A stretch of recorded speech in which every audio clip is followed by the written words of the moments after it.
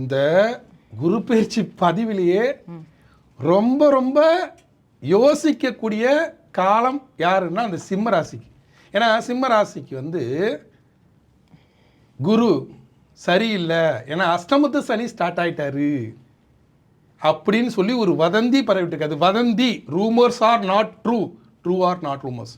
உண்மையெல்லாம் வதந்தி எல்லாம், வதந்தி எல்லாம் உண்மையல்ல. சிம்ம ராசியை பொறுத்தவரை சிம்ம ராசிக்கு 1 2 3 4 5 6 7 8ஆம் இடத்துல சனி போயிட்டாரு, அஷ்டமத்து சனி அப்படின்னு சொல்லி நிறைய பதிவுகள் வந்துட்டு இருக்கா. அவ்வளோதான் சிம்மம் காலி அப்படின்னு சொல்லி போட்டுட்டு இருக்காங்க. அப்படி இல்லை.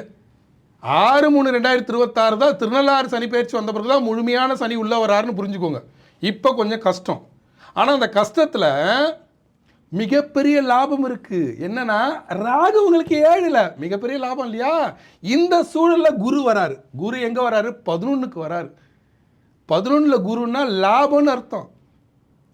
இருக்கிற ஸ்தானத்திலேயே வலுவானது 11ஆம் இடம். 11ஆம் இடத்துல குரு வந்தா திடீர்னு லாபம். இந்த குரு பயிற்சியில் பல சிம்மராசிக்காரர்களுக்கு கல்யாணம் ஆகிடும்.